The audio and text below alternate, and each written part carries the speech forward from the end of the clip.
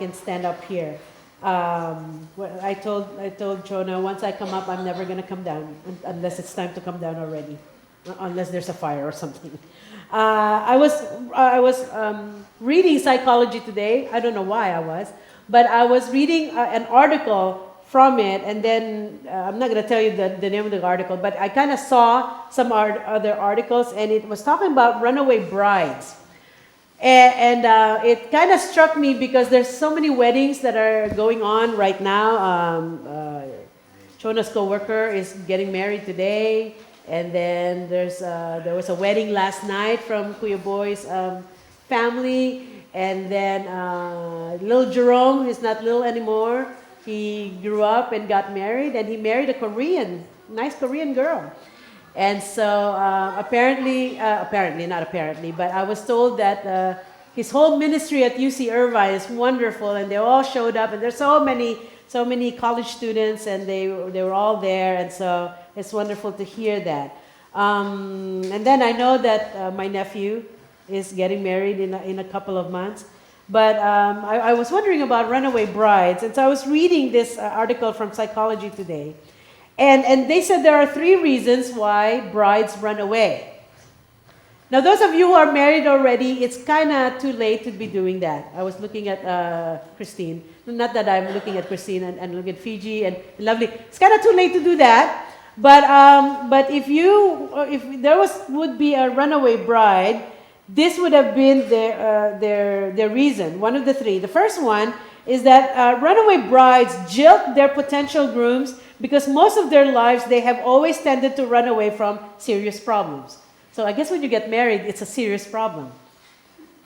That's why I don't get into serious problems. Okay, and we always tended to run away from serious problems. This is their way of coping with difficult challenges.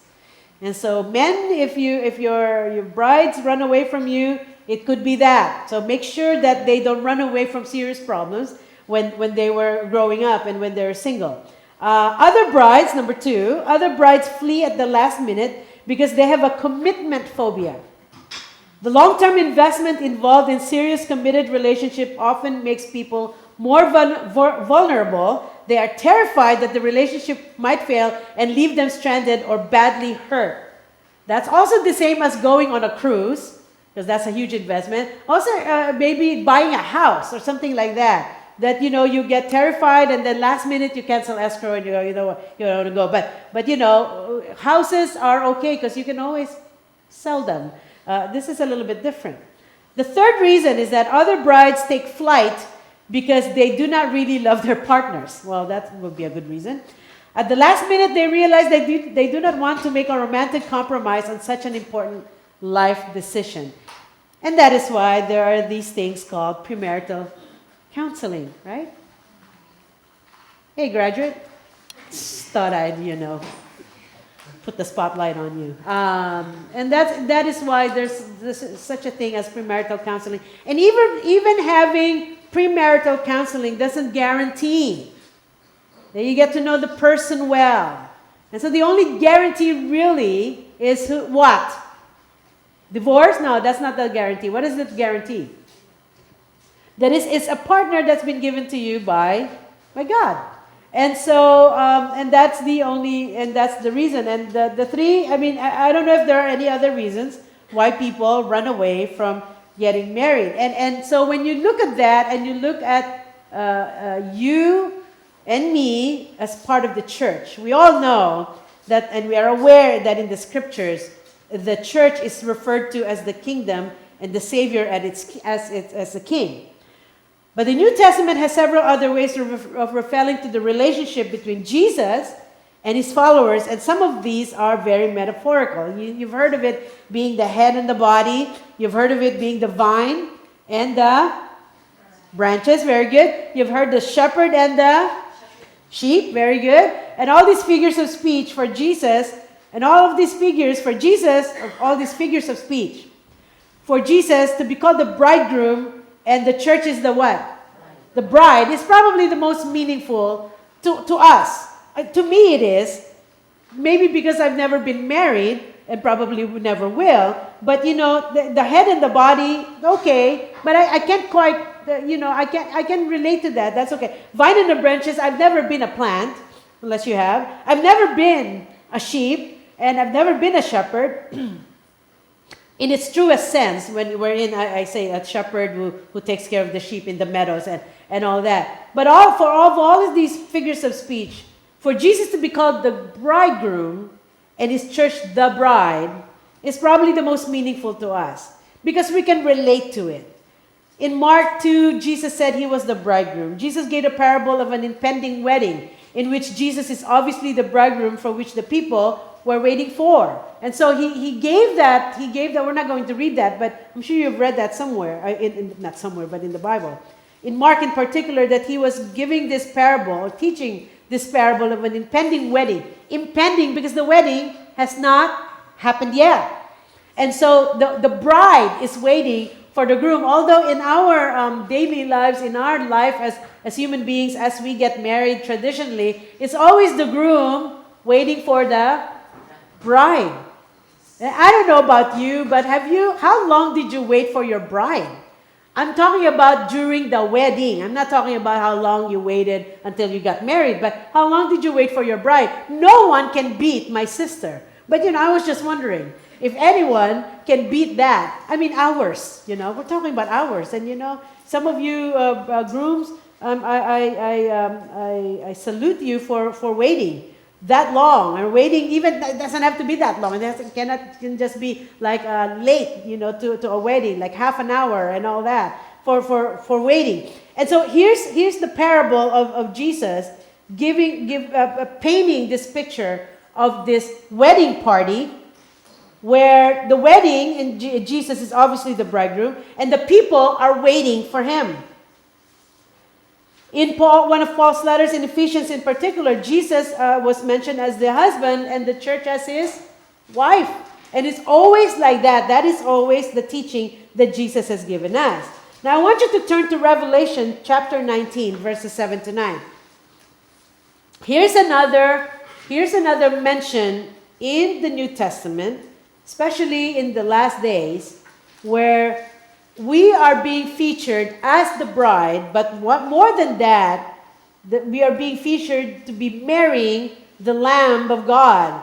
And so chapter 19, verses 7 to 9 says this: "Let us rejoice and be glad and give him glory, for the wedding of the Lamb has come, and his bride has made herself ready. Fine linen, bright and clean, was given her to wear." And then there's a little bit of explanation there, where fine linen stands for the righteous acts of God's holy people. Verse 9, "Then the angel said to me, write this, blessed are those who are invited to the wedding supper of the Lamb." And he added, "These are the true words of God." This is John, the Apostle John speaking, receiving the words from God and listing them down and writing them down. And he talks about this wonderful way. And I want you to kind of go back. If you gals can put back verse 7 to 9. "Let us rejoice and be glad and give him glory." I want you to look at the words that describe the bride. "For the wedding of the Lamb has come, and his bride have made herself" what? "Ready." And what is she wearing? Fine linen, bright and clean, was given her to wear. And not just what to wear, but given her. Okay? Just make a note of that. Given her to wear. She did not have to work for it. She did not have to look for it. She was given it. And then, of course, there's a little bit of an explanation that John gives us. Fine linen stands for the righteous acts of God's holy people. "Then the angel said to me, write this, blessed are those who are invited to the wedding supper of the Lamb." And he added, "These are the true words of God." Jesus is the groom. We all know that. But what are we? We are the bride. And Paul said in his word, and I'm going to go to Ephesians chapter 5, verse 25, and I'm going to have the girls put that up for you. Where Paul says that Christ loved the church. And let's read that. "Husbands, love your wife just as the church loved the church and gave himself up for her. He loved the church, and he's instructing the husbands, you husbands, to love your wives as Christ loved the church. I don't know. I don't think you can do that. I don't know of a husband who can love his wife the same way Christ loved this church, because only Jesus can love us that way. But you can come close and you can do that. But he loved us even when we were unlovable. And I don't know about you husbands, if you don't love your wives anymore, I'm sure you will walk away from them. I'm sure if you were engaged to someone and you don't like that woman, and you're starting to see all the bad habits and all the bad things that she does, it's a great time to go, I'm going to break the engagement. I'll take your ring. I'll take the ring, or you can keep it. Depends on what state you live in. Can the woman keep the ring? Can you keep the ring? But that's the thing. You can do all those things, but in the part of Christ loving the church, he loved the church even when we were unlovable. He did not only love the church, he died for the church. And that is why I said, I've never seen a husband die for his wife. I don't know about you. I don't want to ask this question. Will any of you husbands die for your wife? Never. Okay, see, my mother is asking never, is saying never already. But I don't want to ask you that, because I don't think you would know the answer. You probably would say, no way. But you don't want to show your wife that you're going to say that. But Jesus died for her. Paul said, again in 5:25, in Ephesians 5:25, Paul said that Christ not only loved his bride, the church, but also gave himself what? Up for her. Gave himself up for her. Loved her, he died for her, he also cleansed her. If you move to verse 26 of Ephesians chapter 5. It says, to make her holy, cleansing her by the washing with water through the word. He cleansed her. He died for the church in order that he might sanctify and cleanse you and wash you with the word of God.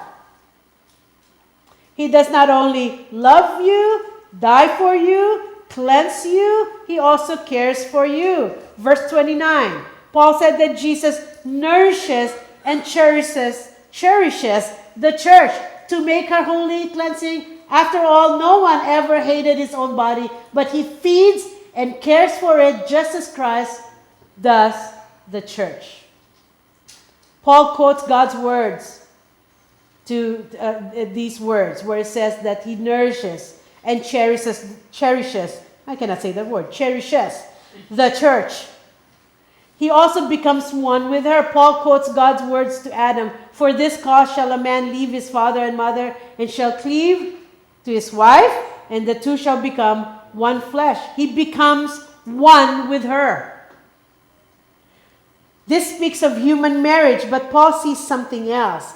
That marriage in its deepest union is to remind us of the more profound spiritual union between Christ and his bride. You can have a deep, profound relationship with your husband or with your wife, but the more profound spiritual union is between Christ and his bride, which is the church.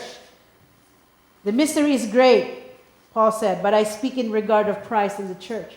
After he does all these things of comparing Jesus and to the groom and bride as the church, he concludes this by saying, this mystery is great. And up to now, people don't understand it. But I speak in regard of Christ and the church. So we are the bride of Christ. And the point is, it's not that Jesus is the one that needs to pay attention to this, but it needs to be us as the bride. We need to realize that importance, that one cannot have Christ without the church. Does that make sense? If church is considered as the bride, then we cannot have Christ without the church.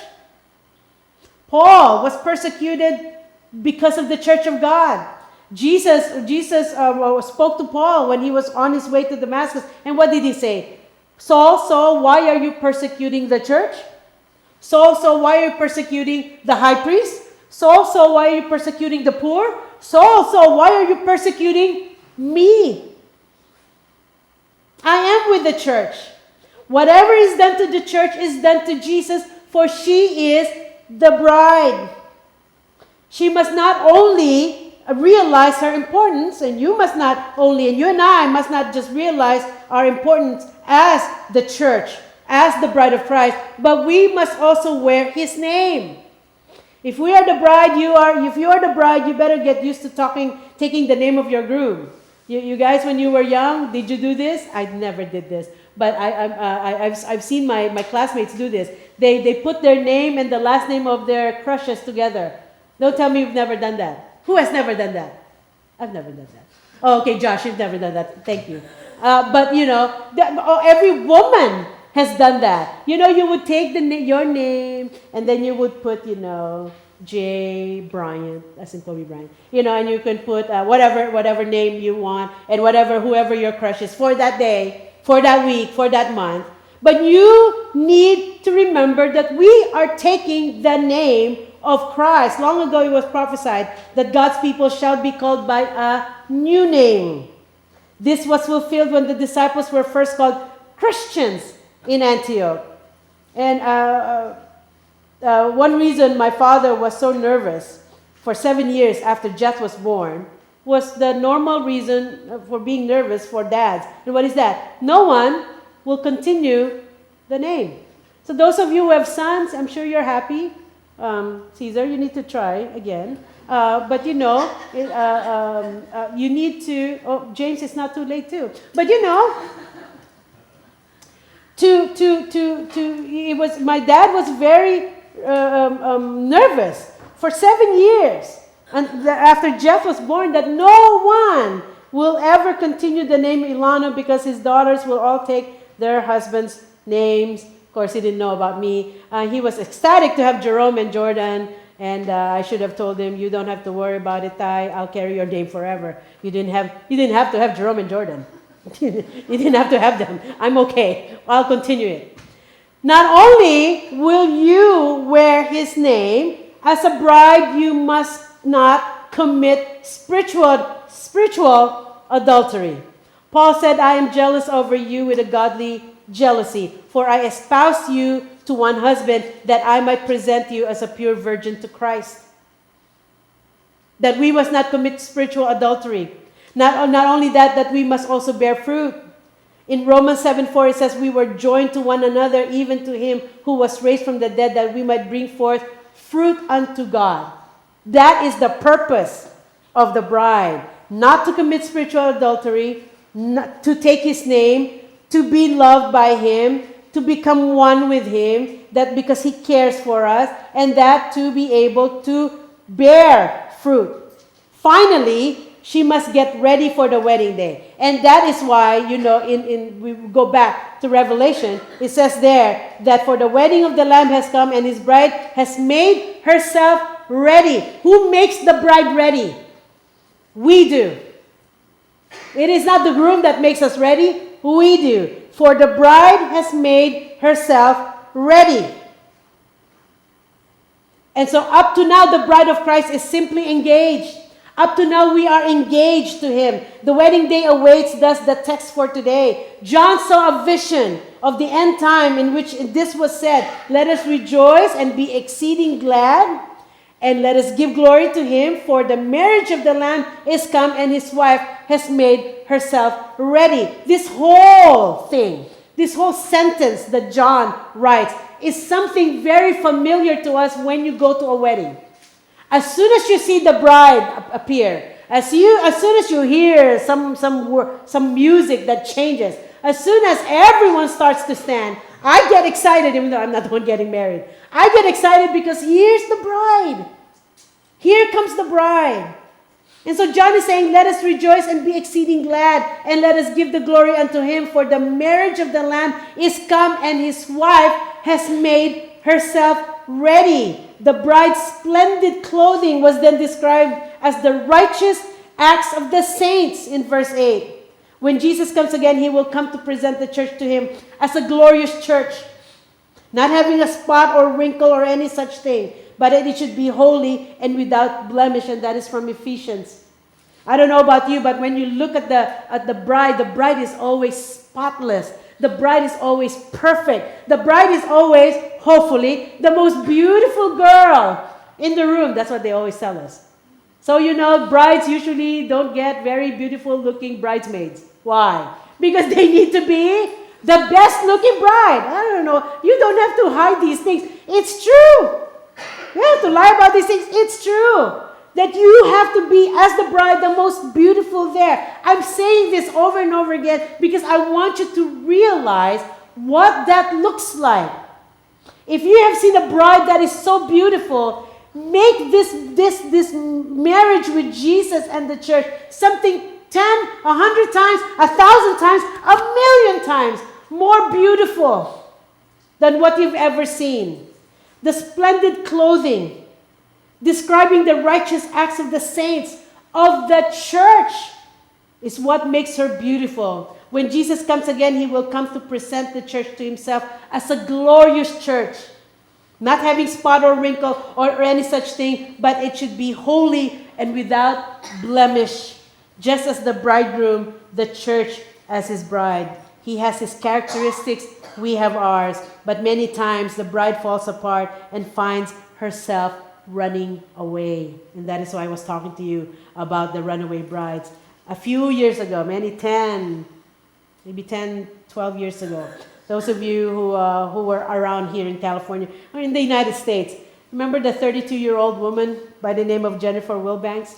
And there was a nationwide hunt for him because she's disappeared. And there were fears of abduction and even murder, and rescue teams were put on alert, and volunteers gave up days of work to search for her, and the whole nation was looking for her, and the suspicion was the fiancé. They were looking at the fiancé probably killed her because they were planning to be married within a few short days, and the bride disappeared. As we all know by now, those of you who remember this story, it's 2005. Look at that. In 2005, this is when it happened. So if you still remember, if you were sober in 2005, I hope you remember this. But the fiancé who had planned to marry her within a few short days was saying, I didn't have anything to do with it. As we all know by now, it all turned out to be something that's not an abduction, it's not a murder, it's a simple case of runaway. It's a simple case of cold feet. Thankfully, that was the case as far as her life goes. But many people have become very irritated with this woman, that this one woman would put so many other people at risk, inconvenience everyone else because for the sake of her own needs. Why would this bride who had a wedding scheduled with 12 groomsmen, 12 bridesmaids, 600 invited guests, good grief. And I thought 300 was a lot. 600 invited guests. And all the promises of a life and wealth and opulence, all of a sudden decide to opt out. And she took one of the reasons in Psychology Today, in the Psychology Today article that I read to you. Even in her life, every day in her life, she really doesn't have anything to do with serious problems. She'd rather run away from it. She was scared to marry her fiancé because she is afraid of an imperfect world. She doesn't want to be in this world of being married because it's imperfect. And here we see a woman that was so obsessed with perfection that the very thought of living in an imperfect world was simply too overwhelming to think about. She doesn't like problems. And so when there's a problem, she wants to run away. She ran away because she was feeling not good enough and not as good as others. Friend, if you decide to run away and not be a part of His church because you see imperfections and a million hypocrites in the church, then you're right. You won't stay as a bride. Did you hear that? If you decide to run away as a church and not be a part of His church because you see imperfections in the church and a million hypocrites in this church, then you're right. You won't stay as a bride. So Wilbanks decide to get on a Greyhound bus. What's wrong with sitting down on a park bench somewhere and spending some time talking with her fiancé about insecurities? No, she took a Greyhound bus, and we do the same thing. Like, why don't you just leave and you just tell everyone that you're leaving, or you're not going, you don't want to be here. But instead, she ran away, didn't tell anyone where she was going. And don't look with contempt on this woman, because we do the same thing. Time and time again, I talk to people who leave the church. Why? They allow imperfection in our own lives or even in the lives of others to be a deterrent of getting involved in the kingdom of God. Oh, the church is imperfect. the church does these things, so I don't want to be there. Going back to the Will Bank story, the newspaper says that the night she disappeared, she withdrew $40 with her ATM card. She didn't dare use her card anymore because her mother would be able to track her down when she told the FBI. Katie Couric had an interview with her, and Katie Couric said, "Did you not know that everyone was looking for you and getting worried sick? Getting worried sick? 2 people in my family ran away. We were talking about one of them last week. Jerome was telling us, oh yeah, remember Ati Jeff when she ran away with the driver? And the way he said it, it's like people thought that my sister ran away with the chauffeur. Our chauffeur during that time was 80 years old. No, she did not run away with the chauffeur. But during that time we had a driver. She ran away because she got into a disagreement with my dad, with my father. She ran away, and she brought the driver and the maid with her. I don't know about running away, but my sister does it really well. That's running away. It's a good way to run away. Jerome did not mention this, but he also ran away. He ran away, and I know that there was a time that I called all of you. Those I called. Who did I call? I called Kuya Marlo. I called Brian, and I was saying we cannot find Jerome, and I was worried sick, and of course my mother was probably triple times worried sick. He's not here. We don't know what he ran away from. I had a huge knot in the pit of my stomach, but obviously Jerome, just like the runaway bride, had little concern for others' cares. He didn't care what was going on. At times in my years of being in the church world, I've seen leaders, myself included, who became a runaway bride. I've seen pastors, Sunday school teachers, janitors, musicians running away with little or no regard for the life that they have previously influenced for the gospel of Christ. Think about it. Running away is a very selfish act. There are people in your youth group, your church, who will miss you, who will notice that you're not there. When you decide to leave behind or temporarily disengage yourself from a relationship with Christ, when you decide to leave the fellowship, do you really think people will not care? Do you really think people will not wonder and start praying? In every prayer request list of any church, what tops the people who have left the church or have decided to stay away or left no word? Why? They are selfish, of course. Lastly, we know that the Bible makes it clear that we are to serve God. And in our serving, be certain that He alone is ruling and reigning on the thrones of our hearts. No one can serve 2 masters. Doesn't the Bible say that? Either he will hate the one and love the other, or he will be devoted to one and despise the other. Not just not like, but despise the other. You cannot serve both God and money. So many people express their desire to go deeper in their relationship with the Lord. Our mission statement starts off to deepen our personal relationship with Jesus Christ. Now hold on to that thought. Back to Miss Wilbanks. In this article, it was said that Georgia investigators found out that Jennifer broke off an earlier engagement to another man. And even though she has been in a relationship with the present guy since 2004, she kept "I love you" text messages on her cell phone from another man she dated in 2003.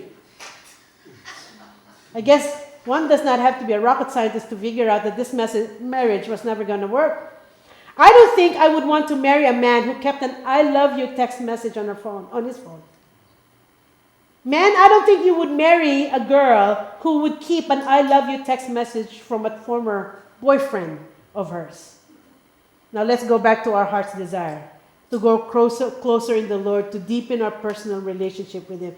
That is why we come to this church. We want to hear the Word of God. We want to worship. We want to praise. We want to learn in Sunday school. We want to volunteer. We want to go to outreach. We want to go Angel Tree. We want to serve the church. We want to get involved. We want to grow closer, to deepen our relationship. But I can't come to Sunday school or Bible study because I stayed up late last night and I wasn't able to get up today. But I cannot come to church because I have to work. Or work called and I said, can you work on Sunday? But I promise the Lord I'll quit working on Sundays as soon as I'm done paying for my bills. And oh, by the way, I can give my tithes. I cannot give a percentage of my income because I need to pay for my car loan. I have to pay for my home mortgage. I have to pay for my rent. I have to get my iPad. I got to get my iPhone. I got to get a sound system. I got to pay my Nordstrom credit card. You know what this means? The bride is attempting to live a life on fire for the groom while holding on to text messages from past or other lovers. The bride wants a purpose-driven life, but keeps looking at text messages that makes them remember the other life. Jesus said with authority, "Seek me first, come to my house, listen to my word, worship me, sing to me, raise your hands, pray first, ask for forgiveness first, know me first, and all these things will be added unto you." But Lord, we need the money. But Lord, I need to relax and have fun on Saturday nights. But Lord, I can give this week. I cannot give this week because I need to pay my credit card bill. I like what Joshua told after Joshua told these people after he went through a long litany of benefits serving the one true living God. I've been reading Joshua for the past few weeks, and Joshua 24:15 says, "And if it seem evil unto you to serve the Lord," remember, he told everyone what the Lord has been giving and has been doing to them. "And if it seem evil unto you to serve the Lord, choose you this day whom you will serve, whether the gods which your fathers served that were on the other side of the flood, or the gods of the Amorites in whose land you dwell. But as for me and my house, we will serve the Lord." Joshua told the people, if you want to be a runaway bride, then go for it. And don't look back. But as for me and my house, we will serve the Lord. Let us not be runaway brides, folks. We used to be active in church and excited to support this work. Now maybe we find ourselves inactive because we are more active in our jobs, more active with our possessions, more active with our activities. We used to come to church and be excited to be in church. Now maybe we find excuses, we lie, we justify, we take a bus ticket and leave. Our praise and worship has taken a back seat. Now we say, "I'll come when I can." While no one knows for sure what will become of the runaway bride and her fiancé, I have no idea what happened to Miss Wilbanks. One thing we do know is that the love of Christ will remain strong, in spite of that many times we ran away from Him. Let us not look at Jennifer Wilbanks and say, "I will never do that." Sure, you may not run away from your fiancé, your spouse, or your best friend, but we may just be the runaway bride that the Lord talks about when He says somewhere in Revelation where you have read it, "I know your deeds, that you are neither cold nor hot. I wish you were either one or the other. So because you are lukewarm, neither hot nor cold, I am about to spit you out of my mouth." May the Lord add His blessing to the reading of His word.